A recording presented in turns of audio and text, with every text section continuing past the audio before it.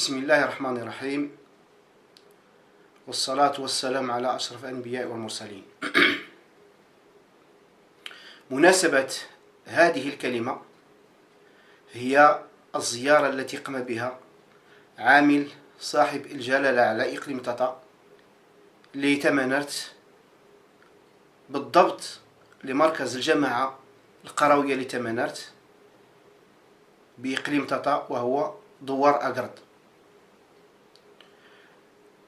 والمناسبة ديال هذه الزيارة هي أنها جاءت على هامش واحد تظاهرة طبية أو حملة طبية قامت بها إحدى الجمعيات الحديثة بالمنطقة. إلى حدود هنا كل شيء تقريبا يبدو طبيعيا،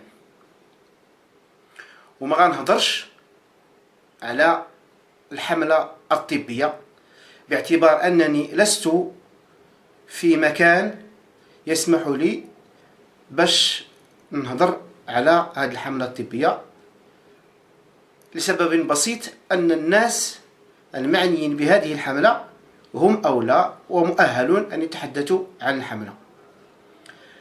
أنا غنهضر والكلام غنوجهه أساسا لأبناء أقرد، مركز جماعة تمنرت القروية بإقليم تاتا.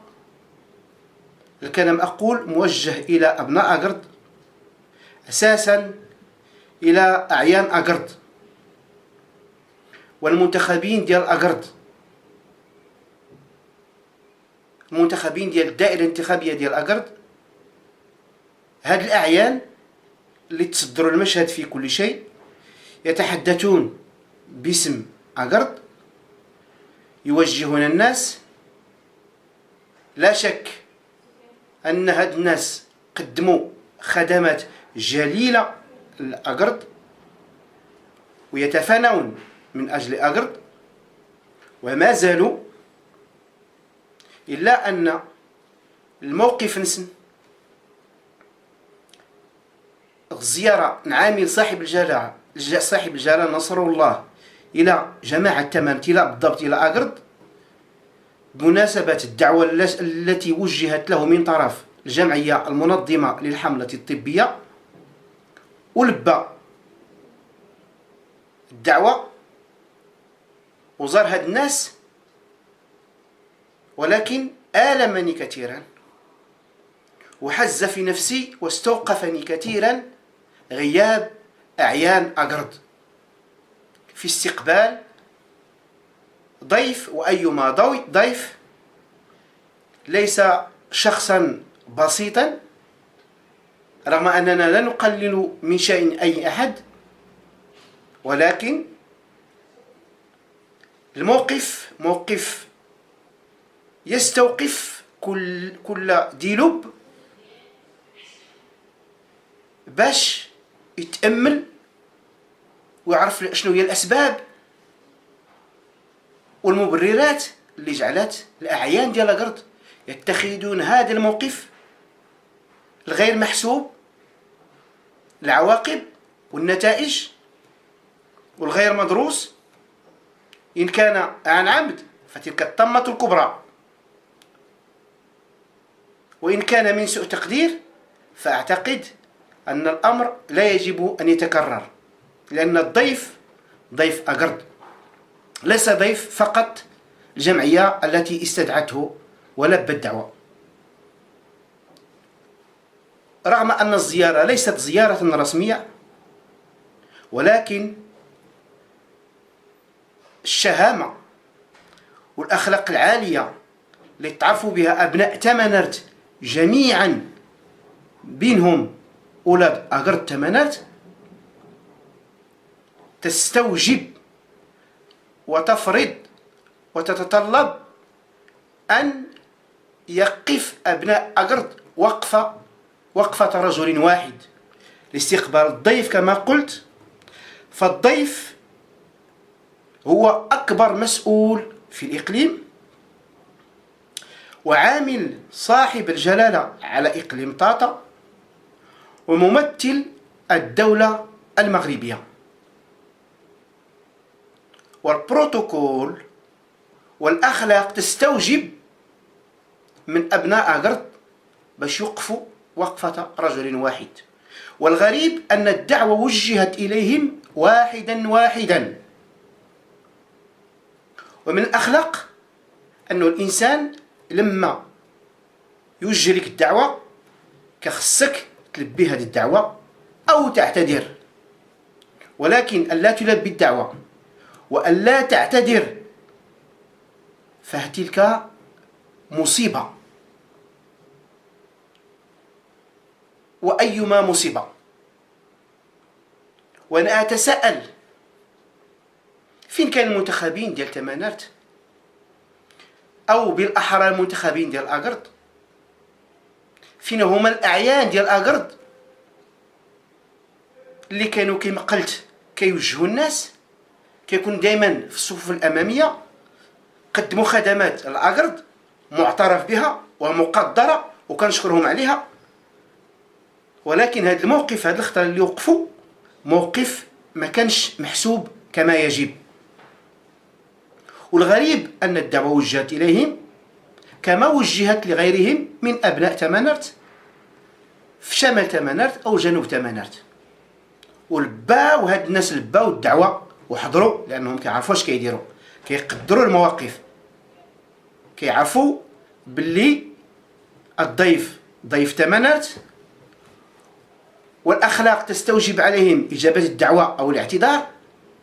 ولكن لا يليق ولا يجوز من أبناء أقرد أن يكونوا أكبر الغائبين في هذه التظاهرة. وللمقارنة فقط، الناس في مناسبات عادية كمناسبة الموسم يتم استقبال الضيوف، وهاد الضيوف كنقدروهم وكنحترموهم وما كنقللش من شأنهم. ولكن باش نخرجوا أقرد كله، كبيرهم وصغيرهم، ذكورهم وإناثهم، يمشيو من أقرد حتى البوزكوار أو من أقرد حتى الشوارج باش يستقبلوا هذا الضيف بالتمر وبالورد وبالحنة وبالزغاريت وبأحواش، وأن لا يتم التعامل بنفس المنطق أو أكثر مع أكبر مسؤول إقليمي. هنا كأننا بعثنا الرسالة ليس إلى المنظمين ديال التظاهرة، لأن ما كندافع عليهم، هم قادين يدافعوا على راسهم. أنا أدافع عن تمانرت، ويحز في نفسي أن أرى أبناء أقرد يقفون هذا الموقف الذي أعتبره سلبيا بالمرة، باش يوقفوا هذا الموقف بحسابات لا يمكنني أن أجزم السبب ديالها. أنا كنتعامل مع الحادث كحادث، كواقعة وقعت، الخلفيات ما كندخلش النوايا ديال الناس.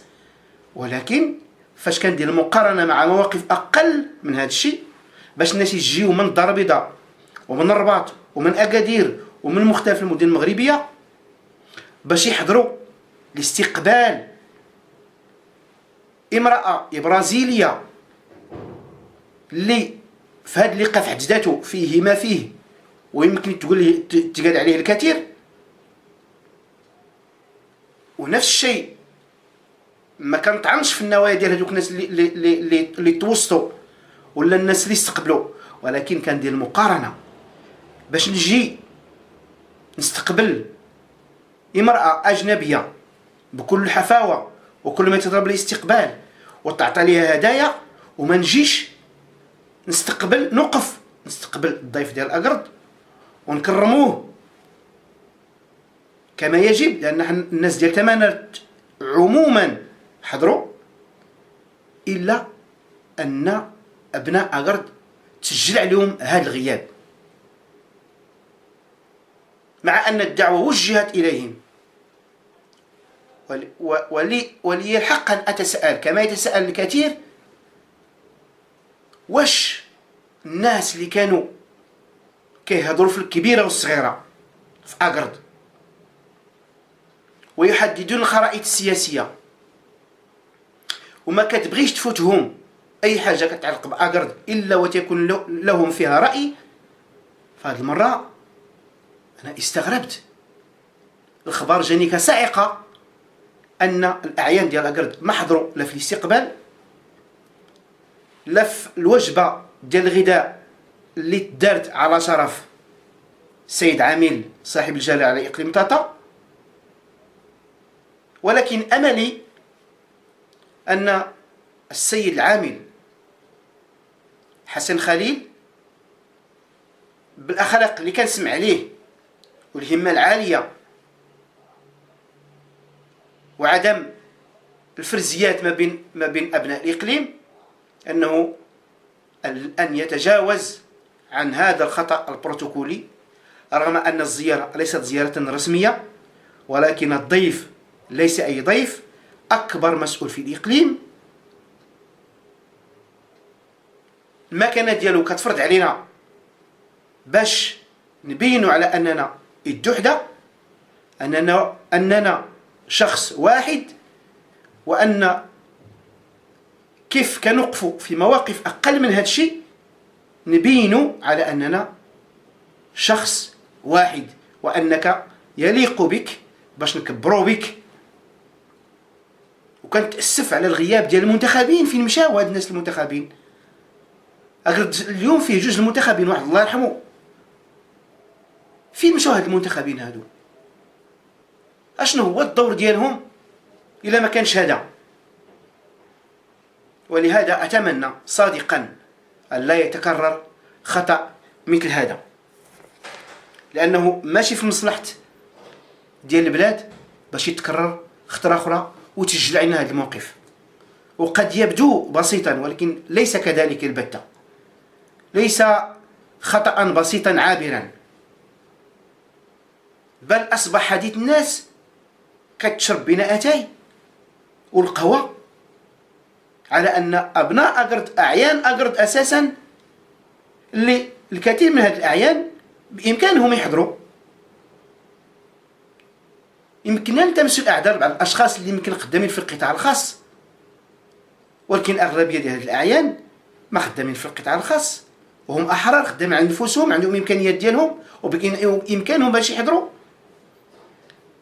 والدعوة توجه اليوم كيف توجهت لجميع الجمعيات وجميع الأعيان اللي كاينين في تمنرت ولباو وحضروا، ولكن باش ما يحضروا الأقرد وما يبروش الغياب ديالهم، هذا أعتبره خطأ ما كان ليقع.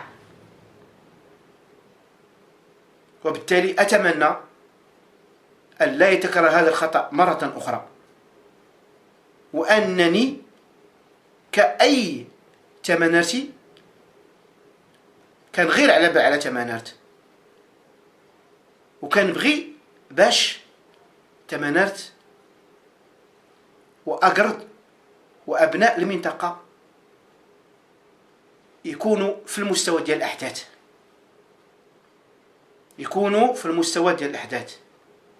السلام عليكم ورحمة الله.